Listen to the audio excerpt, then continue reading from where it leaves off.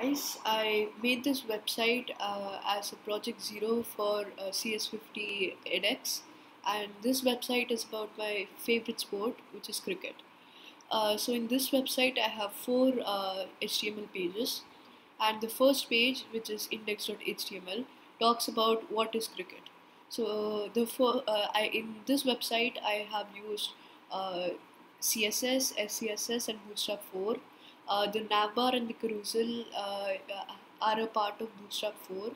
And if we go to our code and look at index.html, so I have linked the Bootstrap.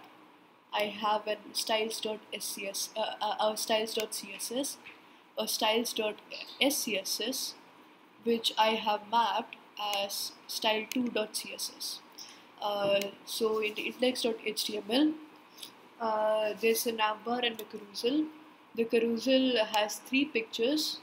Uh, then I have a div which talks about what is cricket, which uses Bootstrap grids and containers, uh, and also in this div, if we go to styles.css, we can see that I have made a mobile responsive query with @media, and it talks about the image width, the height, and also if we resize the window. So if we resize it, the heading will change to go to the other line, and if we zoom in a little, the heading will change to just a P tag, and it will just say cricket instead of what is cricket. So that is what the media query does. Uh, and now I have three bootstrap cards in this div, and here is the footer, which uses HTML lists, UL and LI, and I have used the hover CSS selector to justify the white color which comes on hover. So if we click on it, we can see that the active CSS selector gives it the purple color, and if we click on it, it will go to the next page. So does the navbar. So if we click on Teams, it will go to teams.html. So moving on to teams.html, we have the same carousel type here, but with different images. And here we have a div which uses 8 images. If we go to teams.html, so we can see that there are 8 images here, and they all are given into 2 rows and 4 columns. And now we have I have used the hover CSS selector. So if we hover on the image, it will give a border, box shadow of a particular color. And if we click on that, it will go down to the ID of that country, and it will show the important players of that country. How have I done that? In the images, I have linked the image to the ID of that div. So I have said, for example, hash India team, and if I click on this, so it will go to hash India team div, which is over here.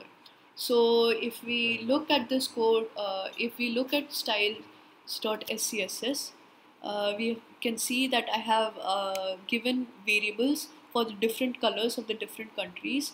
This is useful because if we go forward, we can see that inside this, the different images, and I have given all the images a particular ID, which is for the country, and it says the hover attribute, the CSS selector, and the box shadow just gives the color. And I have used this variable in a second instance in this div, the separate divs which we can see here. And I have also used CSS inheritance here, SCSS inheritance here.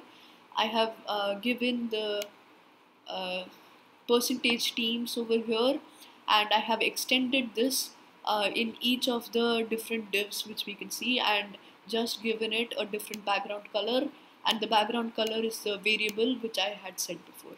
And in this SCSS, I have also used CSS nesting, which is here in the footer, and the footer is common to all pages, and the footer has the background color, the color, and inside the footer there are ULs which have I have set display inline block and given up the padding and the different LIs, and the li hover CSS selector and the li active CSS selector. So now if we go down, and each of these images, if we click on them, it will go to the different ID. Now if we go to World Cups, wcups.html, this page talks about what is a World Cup. So there again there's the same carousel but with different images, and this div, as we can see, is again used with the @media, and it is made as a responsive query just like the one we saw before. And this page has a table. This table talks about the World Cup history, and in this table if we go to our SCSS,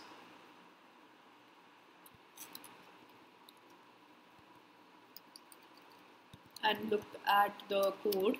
So we have a table, and we have used inside the wcup div. If we look at the wcup and go behind, we can see the div class wcup. So inside the wcup we have the text align center, font size 24, background color blackish, and inside, and I have used SCSS nesting with the h2 tag, the table tag, and inside the table tag the th, td, etc. I have given the table a border, a width, and also I have used the CSS selector nth child and given it the odd and even attribute. So as we can see, if it is odd, then the background, the even, then the background color is just a little white, like I have set here. And if it is odd, then the background color is just the same, but the color changes to white. So that is all about wcups.html. And the last page is the IPL.html. This page talks about IPL, and this div is just like the other two divs which we saw some time ago. This is used with the before CSS selector, and this is an @media query. And again, there is a table which talks about the IPL history. So all in all, I have used the styles.scss, which I have marked in style2.css, which we can see here, and we have a readme.md file, which is not this one.